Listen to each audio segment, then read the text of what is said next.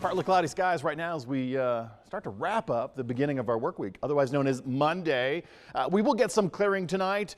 Sunset tonight right around 8 o'clock, just a little before 8 p.m. And I think we'll have a beautiful show of colors up against the book cliffs, up against the mesas, the mountains, of course, looking west also just as beautiful as that sun sets behind the Colorado Plateau for the Uncompahgre for some of us, the monument for others of us. But nonetheless, hazardous weather really doesn't exist right now. We don't have a round of flood watches or warnings. We did have some warnings over the weekend, watches as well. We had a couple of closures in place. Highway 65 is dealing with some debris, some rocks on the road. They're clearing that up, alternating traffic or slowing down the traffic significantly in the higher elevation of 65, well past the resort community, Powderhorn.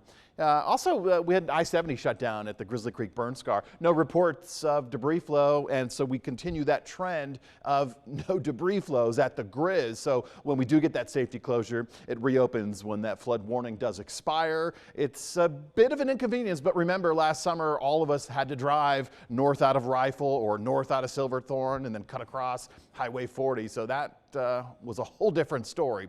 Speaking of stories, right now we're looking at satellite radar imagery. A couple of storms popping up in the mountain communities around the Delta County area, Cedar Edge. While these are not as significant as what we experienced Friday, Saturday, and Sunday, they are pop-ups nonetheless. And in fact, Montrose County, we're getting some of those storms up over Highway 50 eastbound out of Montrose. So Saponaro, Cimarron, these areas likely, that's where you'll experience some rain on the roadways. And of course, the mountain zones in the San Juans and the Central Mountain Core Mountains picking up more showers and thunderstorms. But I will say this. We're heading into the midweek period. We have drier conditions that we get to look forward to. So those storms are going to become fewer and farther between. Now, yes, we will still keep storms going in our mountain zones, but on the western slope, that's going to be a different story altogether. Through the evening hours, again, watching Delta and Montrose County, but I don't know that these are going to affect any of the major populated areas, but some of us around the Cedar Edge area and up in Cimarron could. But getting into tomorrow morning, we will already start the day with clearer skies. Sunrise happens right around 6:30, so we should go with clearing skies tonight, mostly clear start to the day, and then we'll get into mostly sunny with a few clouds popping up in the afternoon tomorrow. But again, we have drier conditions filtering in from the west. Storms are getting shunted off towards the east. That's the good news.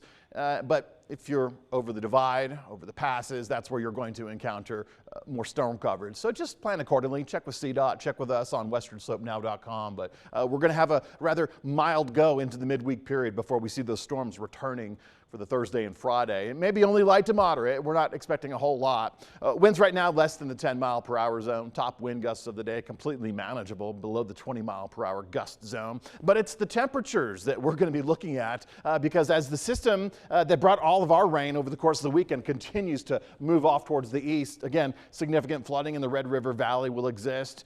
We're looking west. We're looking upstream for our weather forecast, and that's going to include drier conditions, courtesy of the high-pressure system starting to work its way in, dry air well in advance of that. So again, we lose our storms, and then we just kind of get into an isolated storm pattern just for the next couple of afternoons, and then by the midweek and even Thursday when we start to ramp back up, we still will be drier, and we're going to work on temperatures as well. As this high pressure system gets closer towards us, our temperatures are going to get a wee bit warmer. Right now we're low 80s at Montrose. Yesterday we could barely get to the 80-degree mark.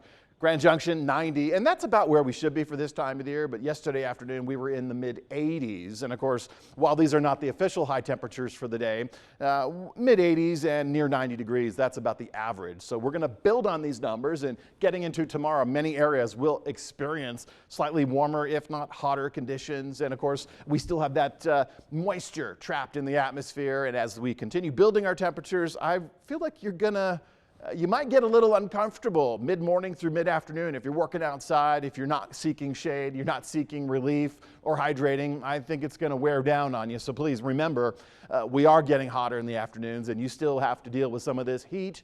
As always, pets and children should be extremely scrutinized around vehicles.